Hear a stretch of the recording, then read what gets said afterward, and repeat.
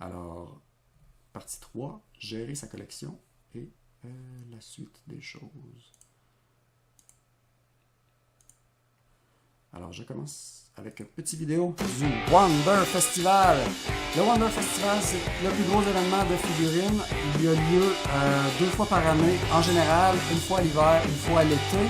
L'été, c'est juste avant le tapiton. Malheureusement, cet été, il avait déjà été reporté à cause des Jeux Olympiques. Puis, il est encore reporté d'une manière indéfinie là, à cause de la COVID. C'est dommage. C'est vraiment dommage. Là, ils ont l'air d'essayer de s'enligner vers des événements virtuels. Ce qui pour nous autres fait l'affaire parce que nous, on ne se déplace pas pour ce genre d'événement-là. Fait qu'on voit quand même les figurines. Mais c'est pas la même chose. C'est pas la même ambiance pour ça. Parce que il faut dire que le Wonder Festival, toutes les compagnies se déplacent. Fait que dans le fond, ou presque. Fait que dans le fond, là-dessus, c'est vraiment intéressant. Là, quand, on voit beaucoup aussi de garage kits qui sont présentés pendant ces temps-là. On voit aussi les immenses figurines à l'échelle 1-1 qui est vraiment intéressant là, pour les collectionneurs. Fait que là-dessus, c'est très intéressant. Je vais passer à une deuxième vidéo un petit peu rapidement. C'est celui de l'hiver 2019. On voit encore des figurines qui étaient exposées à ce moment-là.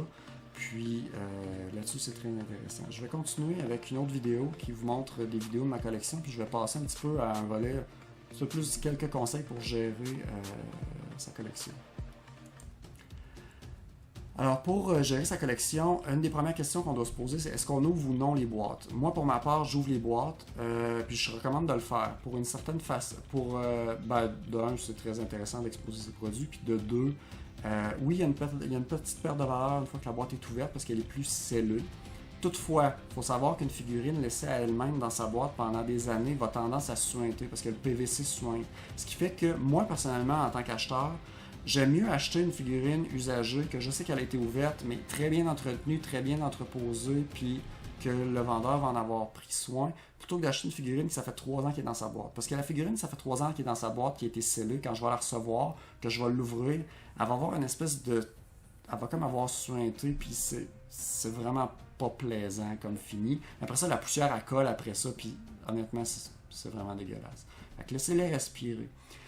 Faut penser à gérer les boîtes. Les boîtes, que vous les ouvriez ou non, c'est de l'espace beaucoup, puis je vous conseille fortement de les garder. Parce que si vous voulez vendre vos figurines par après, une figurine qui n'a pas de boîte originelle, on voit une baisse de la valeur significative.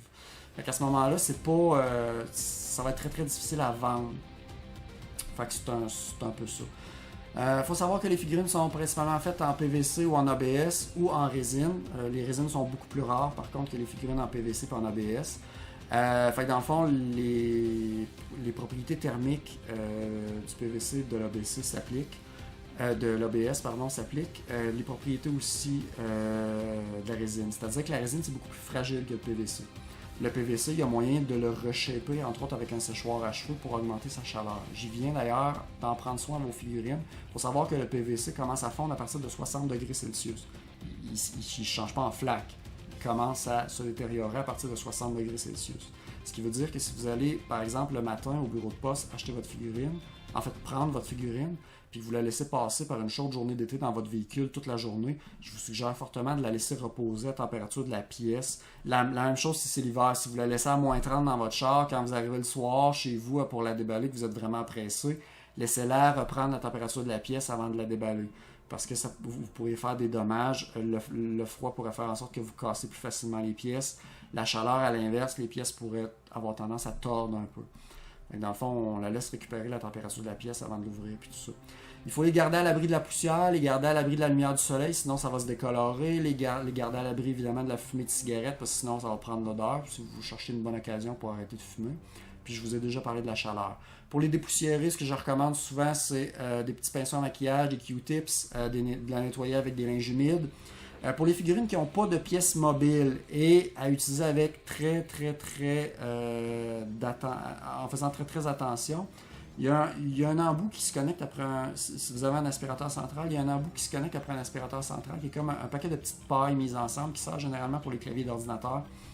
Ça, sérieusement, ça fait vraiment un bon travail, mais c'est ça, il faut vraiment s'assurer que la pièce n'a pas de pièce mobile, parce que sinon vous allez l'aspirer, fait que soyez vraiment prudent avec ça. Fait que c'est vraiment à pas utiliser avec les mêmes dos. Là.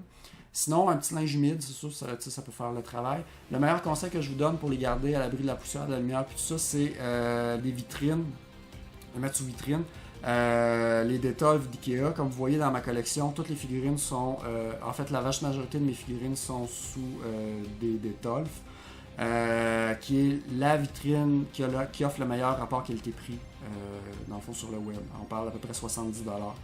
Puis c'est assez facile à assembler, on peut mettre beaucoup de figurines puis tout ça. C'est vraiment intéressant. Faites attention aux bonbonnes d'air comprimées pour ordinateur. Souvent, ça a tendance à projeter des petites gouttelettes du liquide qui est pressurisé à l'intérieur. Puis ça a tendance aussi à devenir très très froid au point de créer des brûlures de congélation. Fait que c'est assez. Faut faire vraiment attention avec ça. Comme je le disais tantôt, faites prendre de l'air à vos figurines. Puis faites attention au transfert de peinture. C'est-à-dire essayez de ne pas coller vos figurines. Parce que si vous collez vos figurines, vous courez la chance que les figurines, l'air se transfère. Je vais,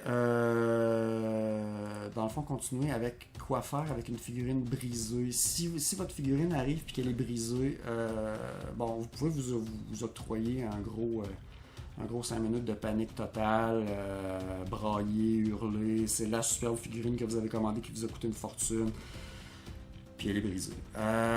Dans le fond, ce que je vous dirais, c'est, dans un premier temps, c'est les briser à la réception. Dans le fond, c'est de contacter le vendeur, contacter le fabricant. Dans le fond, voir avec eux. Ils vont peut-être vous offrir une pièce de remplacement, un remboursement. Conserver des photos, conserver des conversations, les factures papier, tout ça, c'est très important. Mais c'est vraiment de prendre contact avec le vendeur ou avec le fabricant. C'est le meilleur moyen. Si elle est brisée pendant le transport, c'est la même chose. Vous pouvez contacter le vendeur. Attention, vous allez pouvoir... c'est le vendeur qui doit faire la réclamation et vous allez pouvoir demander une réclamation au niveau de l'assurance de la poste si vous avez pris une assurance. Si vous n'avez pas pris d'assurance, malheureusement, vous êtes baisé un peu là-dessus. Si elle est brisée ou détériorée par la suite, sachez qu'il y a une perte de valeur évidemment par rapport à ça. Là, vous devez envisager des trucs pour réparer les figurines. Je ne m'embarquerai pas dans cette présentation-là parce qu'on est limité par le temps sur des trucs pour réparer une figurine. Je vais peut-être faire une présentation haute là, spécifiquement sur comment réparer une figurine. Mais même si vous réparez une figurine, sachez qu'il y a une perte de valeur tout le temps qui est associée avec ça. Je vais terminer avant la période de questions avec des petits conseils assez rapidement. Un des premiers conseils que je vous donnerais, c'est soyez patient, vous allez économiser sur le transport. Présentement, c'est moins vrai dû au fait que la COVID, il y a uniquement les EMS qui sont valides, dans le fond, qui est la méthode la plus chère. Vous allez moins économiser sur le transport, mais en temps normal, généralement, moins vous payez cher, plus c'est long. Mais c'est ça, vous allez économiser là-dessus. Soyez prudent, faites bien attention aux bootlegs. Soyez sage, priorisez les figurines que vous préférez, bien budgétées. Une figurine, ça se choisit avec le cœur, mais aussi avec la tête. Donc, il faut penser comment on va la payer, même si on est tombé en amour avec. Faites pas de collection pour faire de l'argent. C'est difficile de prévoir si la figurine va prendre de la valeur ou pas. Puis, donc, c'est ça. Fait que faites attention avec ça. Ne désespérez pas de trouver la figurine que vous voulez. Dans le fond, des fois, ça peut être vraiment long. Puis enfin, utilisez MFC puis Figurine Otaku Québec pour vous aider. Alors, je termine rapidement avec des petits liens. Je vous invite à faire une capture d'écran de tout ça. Si vous voulez me contacter, vous pouvez me contacter sur Facebook, sur My Figure Collection ou par courriel à kitsune@letusnoir.com. Je vous invite aussi fortement à vous joindre à Figurine Otaku Québec. Très important de répondre aux questions. Même si les réponses sont pas bonnes, c'est pas grave. Nous autres, on veut vraiment des gens qui vont répondre aux questions, spécialement sur l'âge, parce qu'on n'accepte pas les gens qui ont moins de 16 ans. Je vous invite aussi à regarder Moepop Rubéry qui partage vraiment beaucoup d'actualités sur les figurines. Puis sinon, vous pouvez suivre sur Facebook les différentes compagnies puis les différentes boutiques. C'est très intéressant. On termine avec la section de questions et de commentaires. Et sur ce, je vous laisse. Ça fait juste un petit peu plus que 45 minutes. J'espère que je ne devrais pas couper au montage. Alors, merci d'avoir assisté à ce panel et bonne journée, bonne fin de convention et bonne soirée.